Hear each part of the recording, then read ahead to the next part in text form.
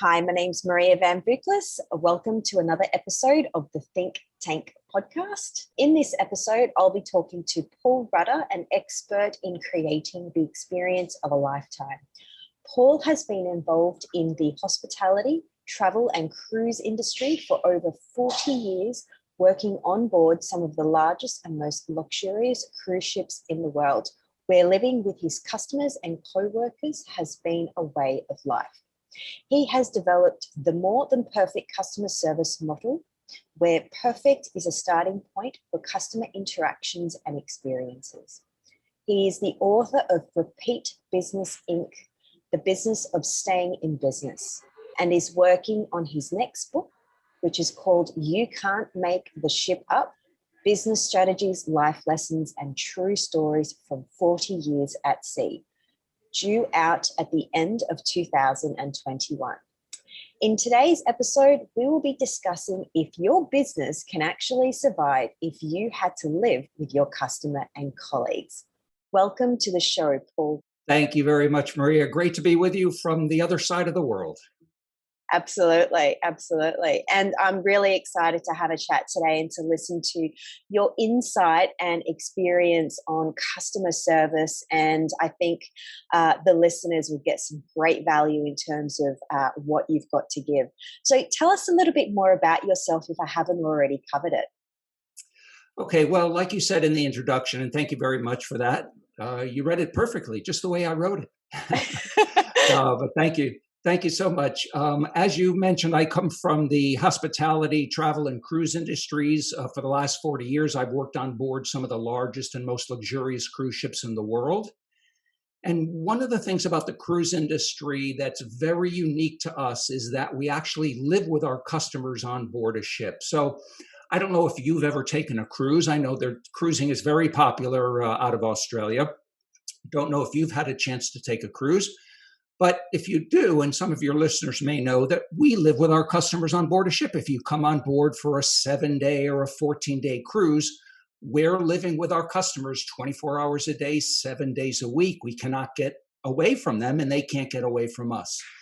And so what I try to talk about is what if land-based businesses had to live with their customers 24 hours a day, 7 days a week? How would they treat them differently? What would they do differently than they're doing now? Would they still take as long to answer an email or to return a phone call or to get them the information that they're requesting or even to fix a problem? How long would it take them if they knew that when they walked out of their office door that those customers would be right there wanting to see them?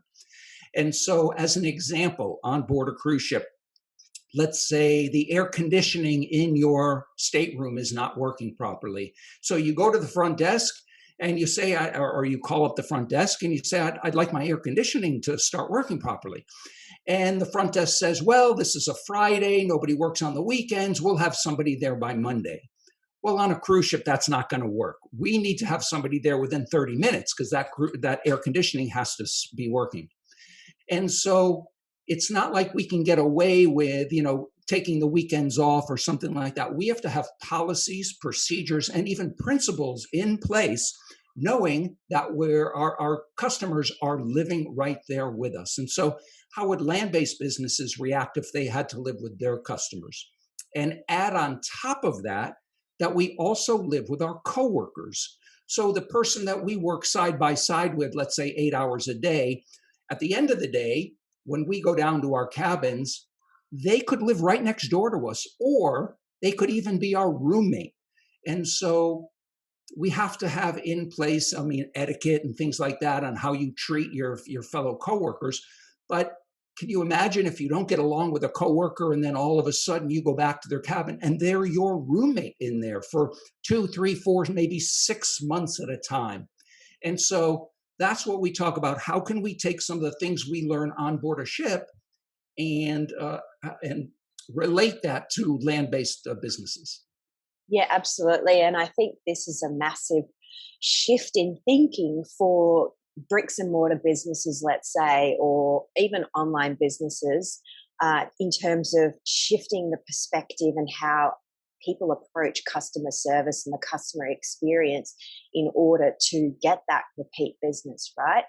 And I think that this will be a total game changer in terms of now that we're moving on to the online space more with a lot of businesses, with everything that's happening in the economy, and how we can actually approach customers, prospects, and clients very differently to how we used to.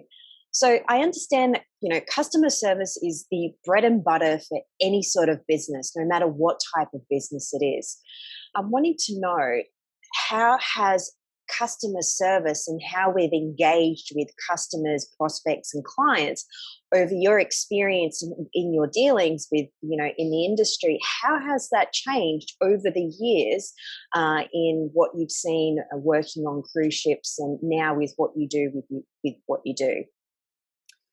Sure. Well, customer service is just one part of the entire customer experience. And so we talk about the customer experience. It's possible that our guests on board our ships may have had problems before they even got on board the ship. So how easy was it to make a reservation? When you called our reservation department, did they get back to you? Did they give you the information that you needed, since you're coming with us for however many days, 7 days, 14 days, whatever? It could be that the airlines lost your luggage while you were coming to board the ship. We've had passengers come on board to say, listen, I don't have any luggage for the next 7 days. What can you do for me? So we have to take care of problems that we sometimes didn't even cause. And so how do you take care of people who have lost their luggage? The only clothes they have are the clothes that's on their back. And so we've tackled that problem. We may have extra clothes or extra toiletry items, or we can get the gentleman a tuxedo, because we do tuxedo rentals on board. So we give them a tuxedo to wear at night, so they have jacket and pants. We may have gowns or cocktail dresses for the ladies that stay on board, just in case these things happen. And then, of course, we have to be in touch with the airlines, hoping that the airlines will ship the luggage to the next port of call, so that maybe they'll only be 3 days without their luggage. And so it's things like that we sometimes have guests come on board who are already upset, not with us on board, but just with getting to the ship. So how do we deal with that? And that's all part of the customer experience. It could be that they didn't get their ticket until a day before they were coming to join us. And so they're freaking out at home, and it's very stressful for them. And so that's what we try to do on board. We try to alleviate their fears, and we have to take care of problems that sometimes we didn't even cause ourselves. So customer service is all part of the customer experience. And to let you know, we have one goal on board our ships, and that's it, one goal only. And it should be the same goal as land-based businesses. And that one goal is to create such an exceptional experience that exceeds expectations that they will book their next cruise before the current cruise is over. So we have a position on board that will be able to help people book their next cruise, because it's an impulse buy. If they're having such a great time on this cruise, the husband and wife are saying, okay, where do you want to go next? Because we give them great deals. It could be a year from now. It could be 5 years from now. They don't have to give us a date. They don't have to give us a ship. But we know if we can get that small deposit, that 98% of the time they will take their next vacation with us. So how can land-based businesses benefit by that? If they knew that 98% of the time their customers that are standing right in front of them are automatically going to come back and do business with them again, how great would that be for land-based businesses if they knew that repeat business was right there? And you and your listeners may have heard that it's 7 to 10 times more expensive to go and get a new customer than to keep the customers you already have. So you should be doing everything right now to try and keep the customers you already have, because it's all about repeat business. Absolutely, absolutely. And I love some points in there. And just to backtrack in terms of what you were saying in how you get customers onto the ship and they're already experiencing some sort of problem, and you're having to deal with those problems. And essentially what we're doing is we're solving their problems. And I have this thing in sales where when I train people, that essentially what we're doing in sales is we're selling feelings, and we want to be able to sell positive feelings or create that positive feeling within the individual. And going from one problem where there may have been exposed outside, let's say by something else, to having to solve that, to shift that internal feeling within them, creates that positivity to come back and wanting to buy more. And I think that is the key to what you were saying in terms of maintaining that one person or that client or that customer to come back and buy, rather than going out and seeking a new customer, which, as you said, costs a lot more and time and money to be able to do so. So I think that's really great value in what you've just said. Well, people buy on emotion. A lot of times when they're thinking of buying anything online, on land, wherever, it's based on emotion. So we tell ourselves we're not in the travel business. We're not in the cruise industry. We're in the industry of making memories. And we know that if we make the right memories, that they will come back, because that's what it is all about, is those emotional feelings that we can produce on board a ship with, just the right meal or the right bottle of wine, or they really enjoyed the shows, or they just loved the relaxing feel, or the bed was comfortable, or they enjoyed the sheets and the pillows and things like that. It's all based on emotion.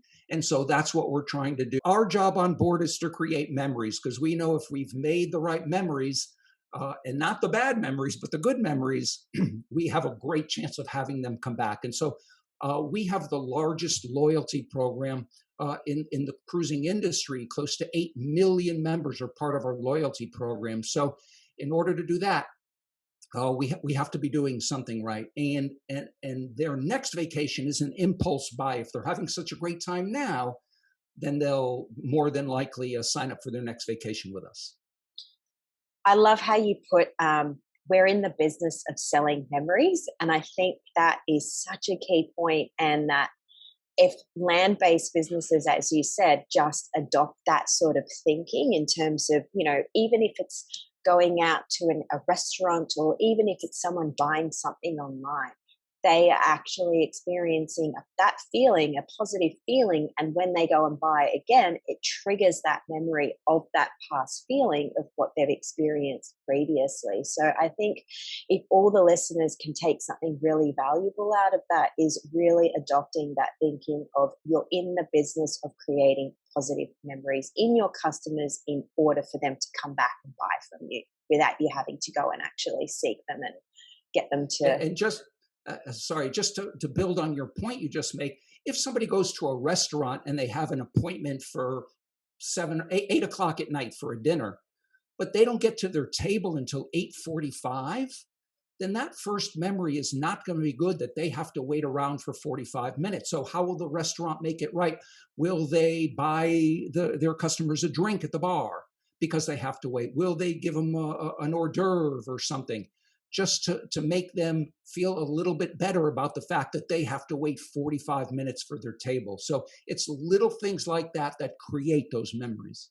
Absolutely. And I think just to build on what you just said, we're exposed nowadays to so many more options and possibilities in being able to, experience one experience. So I think exceeding customer expectations is absolutely critical, by adding so much value that they can see what they've experienced exceeded their expectations, to come back and also come back and experience that same experience again. So, and in terms of for service-based businesses that I deal with a lot, being able to exceed their expectations is definitely something critical, because it's not something tangible that they're actually experiencing or having. If I can add on to that, there's basically two types of customers.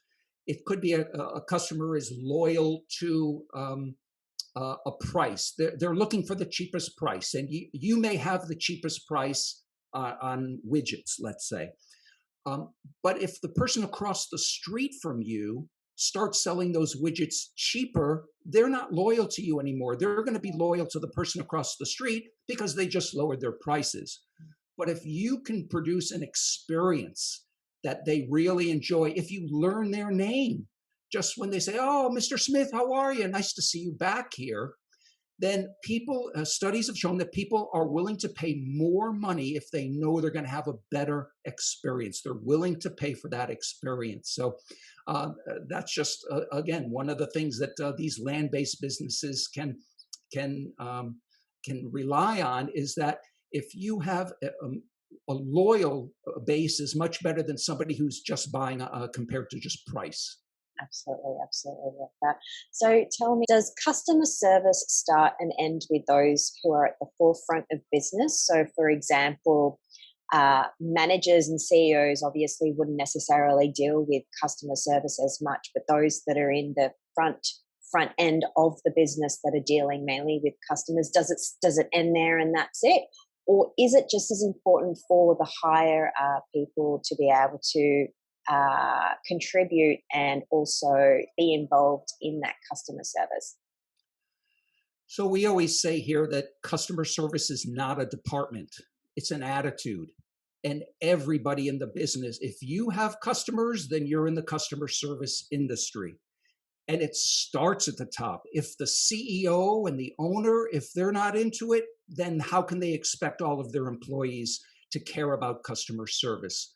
So yes, it absolutely starts at the top and then works its way down. And it can't be just lip service. It has to be that you take action whenever that action is necessary. So again, it's not a department. It's an attitude and a way of life, and it's you have to empower your employees. I'm very big on employee engagement, and because I think all of us, one of the things we all hate doing is if we have a problem, people are willing to forgive you if you can fix that problem in a timely manner.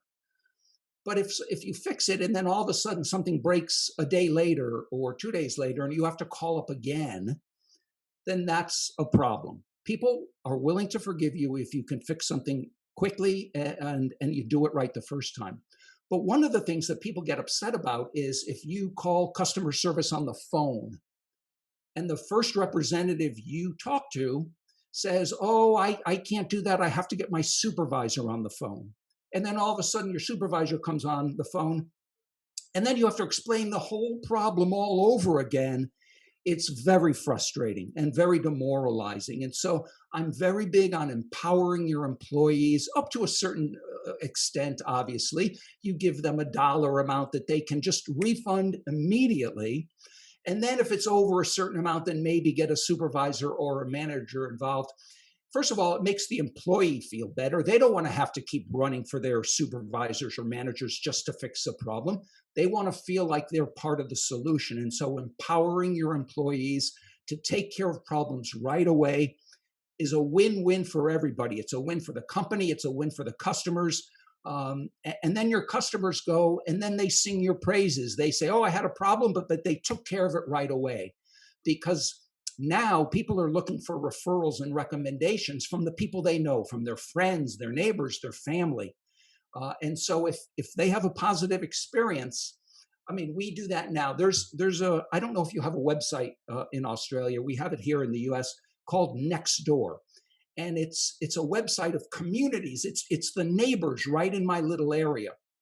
So I will go on Nextdoor and I will say, "Have any of you used an electrician? I need an electrician. Who can you send me?" And then all of a sudden I'll get 5 or 6. "Oh, I use this guy. He's great. Give him a call." Or I'll say, "Oh, I use this guy. He never showed up on time. Don't use him." And so getting referrals from people that you know, your family, your friends, your neighbors, that's so important now, as opposed to getting them off of Reddit or Yelp or these big. You don't know who's making those recommendations, but if you can get a good recommendation from family, friends, neighbors, that is so important. Yeah, absolutely. And just going on that point with referrals is been around for such a long time and a lot longer than advertising, paid advertising. And I think that is the basis to any business in order to build a reputation. And with any business, and I'm big on this, your reputation always precedes you. So if you can have word of mouth by other people's experiences in how you've actually achieved that, that is actually more valuable. Well, customer service is the new marketing, because everybody can compete on price now. You're only a click away from a lower price.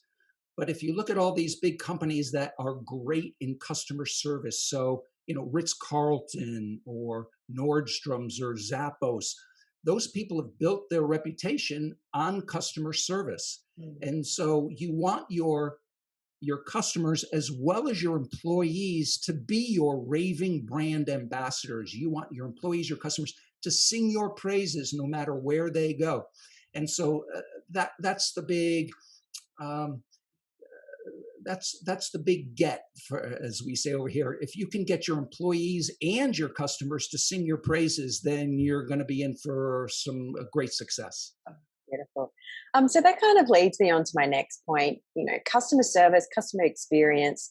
We create that when we have the customer, the client. But does customer service or even customer experience start with marketing and sales before you actually get them to the sale over the line? Well, I've always said the customer experience starts when somebody thinks about doing business with you.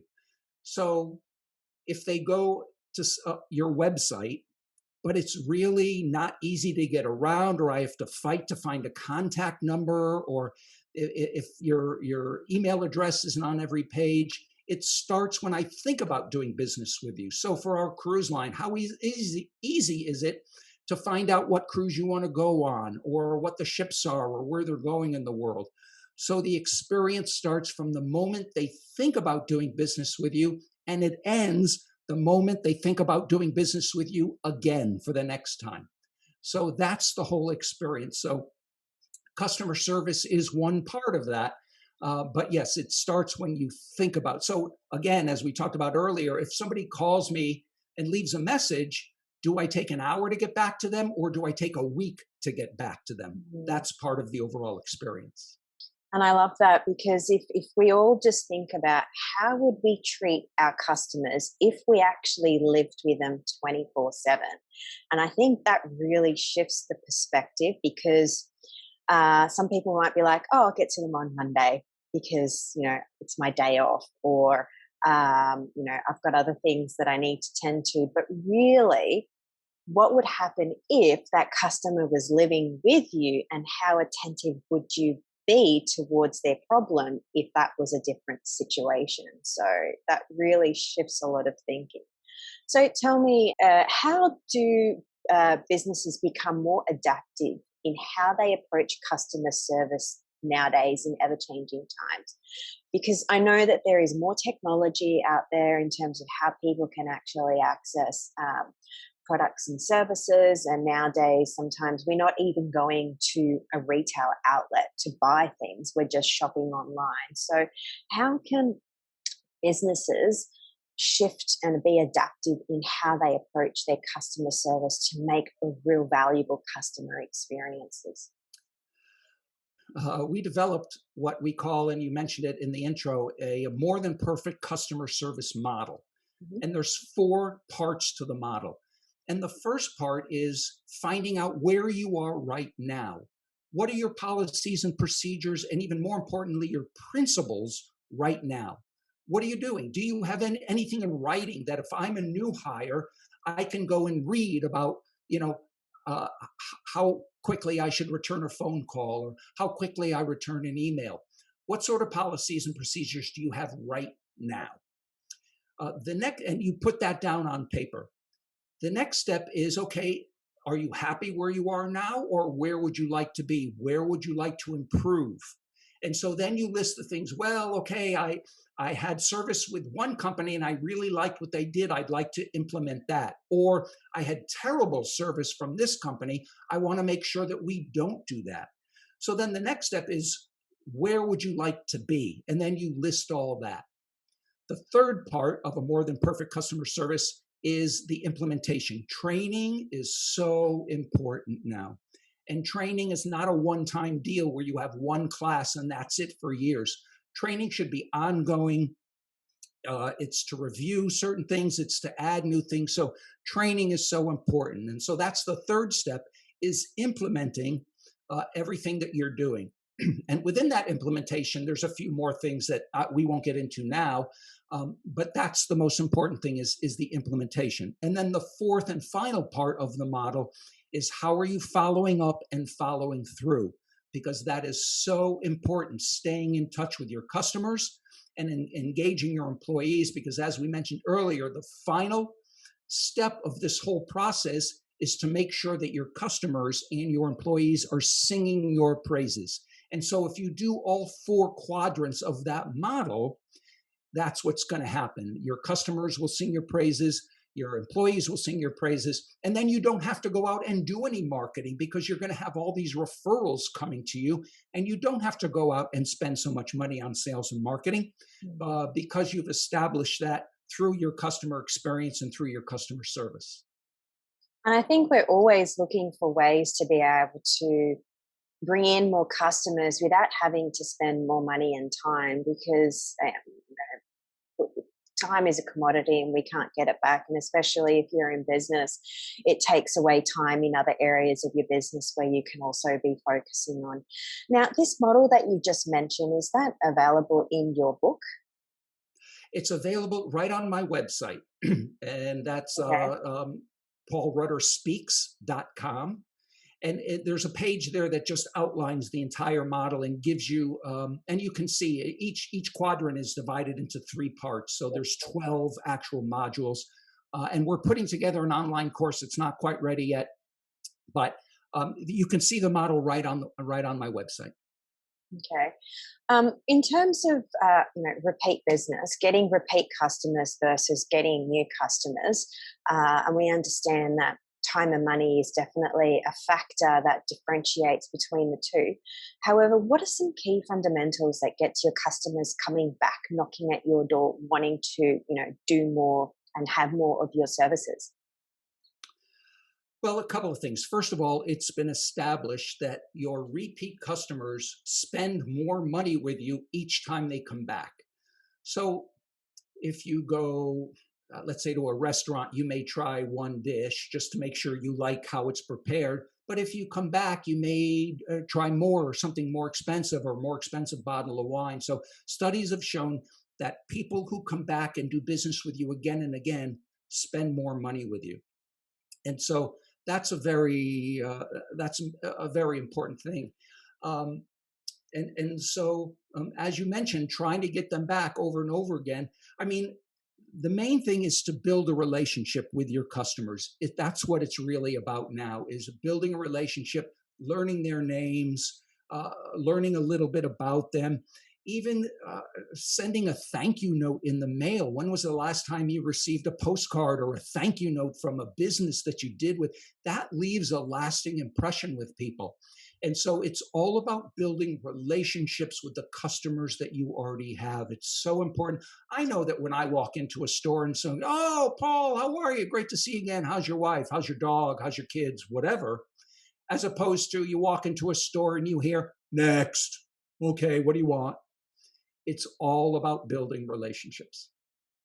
I love that. Building those relationships is definitely important, whether you are, a land-based business or an online business, or even with what you do as well. So, and having those frequent touch points with your customers to maintain and build that relationship, because it's one thing to initiate that customer relationship, but how well do people actually maintain that relationship along that customer sales process or that customer service experience for the time that they're with you? I think that's really important.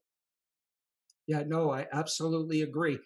And it doesn't have to cost a lot, and it doesn't have to take a lot of time. But just in today's day and age, where, especially now in the pandemic, when we're shut in, just having a phone call from somebody just says, "Hey, how are you? Did you enjoy the product we sent you last week?" And people are thinking, "Whoa, that hasn't happened in a long time. I haven't gotten a call from a business." So those are the things that make those memories that people are willing to go back and spend money with. Beautiful, beautiful. And can you tell us a bit about your book? The first book that's out now is called Repeat Business Inc., The Business of Staying in Business. And it's 50 tips and strategies that every business can do today to keep their customers coming back tomorrow. And the book is divided into 4 sections. The first section is why customer service is so important. The second section is what your customers are looking for from you as a business. The third section is what your employees are looking for from you, because your employees need good leaders and good managers and supervisors. And then the fourth section is about what you as an individual, how, staying healthy and, always improving, taking classes, things like that. So the fourth section is how you can up your game as well. So it's 50 tips and strategies. It's a very easy read. And so that came out just a couple of years ago. So it's on Amazon. And then the book I'm working on now is more stories that happened on board a ship. So it's called You Can't Make This Ship Up. And it's business strategies, life lessons, and true stories from 40 years at sea. Because whenever I tell somebody that I'm a cruise director, their first reaction is, oh, wow, what a great job. You must have great stories to tell. And the answer is yes, I do have some great stories to tell. So I tell a lot more of them in more detail in the next book that hopefully will be out by the end of this year. Fantastic, fantastic. And I'll put the link in the show notes for any of the listeners that are wanting to purchase your book. Oh, thank you. Thank you. So what are some key resources that you can actually offer the listeners to give them some great strategies in creating exceptional customer service experience?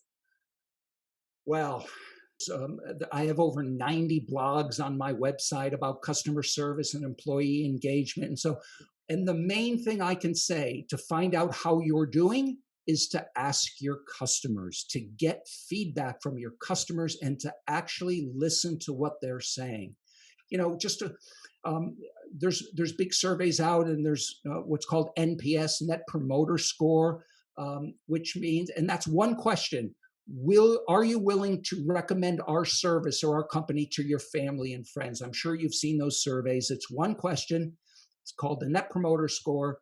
And so that's really important. Are your family, friends, and neighbors, are they willing to promote your business? And if they're not, then you really have to find out why. And you have to dig a little deeper, and you have to actually ask them. Just, again, phone calls, or even if people liked your service, one key question is, what's one thing we can do better in your opinion? And just listen. Sometimes you can use those experiences and sometimes you can't. And let me give you an example. At the end of every cruise, our passengers fill out a comment card.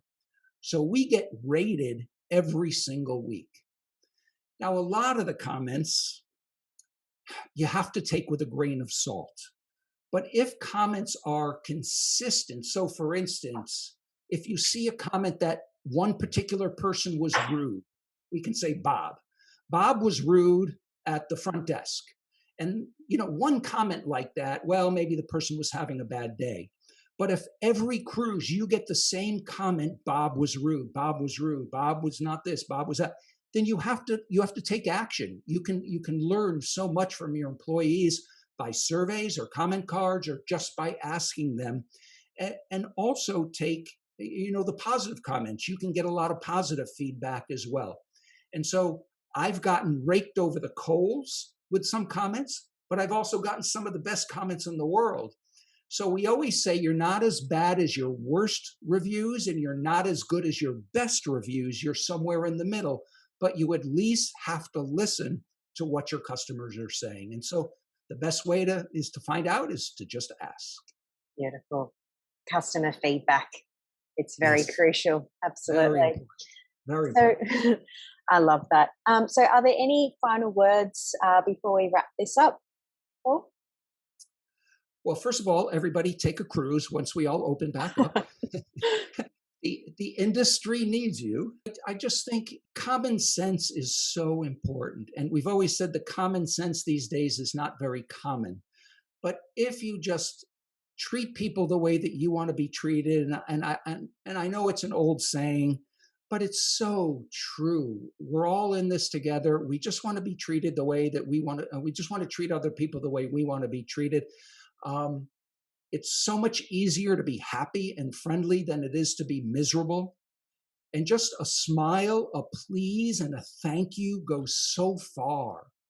And the other thing is, when you get a complaint and you get a customer standing in front of you, let them talk. Do not interrupt them. On average, people will say what they have to say in 2 minutes. If you give them 2 minutes to talk, you can alleviate the situation because that's all they want is to be heard. So let them talk. Don't interrupt, even if you think they're wrong. Even if you think that you have the answer to their problems, don't interrupt. Let them get it off their chest. And then all of a sudden, you see their shoulders start to droop a little bit. They relax a little bit more. They're willing to listen to you. So don't interrupt. Let them talk. You know, there's an expression, the customer is always right. Well, there's a big debate about that. My personal feeling is the customer is not always right, but the customer is always the customer, and the customer always thinks they're right. And so that's a very slippery slope. You have to juggle and you have to walk a fine line because you want it to be a win-win situation at the end of the day. So the customer is not always right, but the customer is always the customer, and you have to treat them with respect. I love that. I love that. Thank you so much. I trust that the listeners have gotten some great value out of today's conversation, and it's been such a pleasure chatting to you today, Paul. Oh, thank you so much, Maria. It's absolutely my pleasure.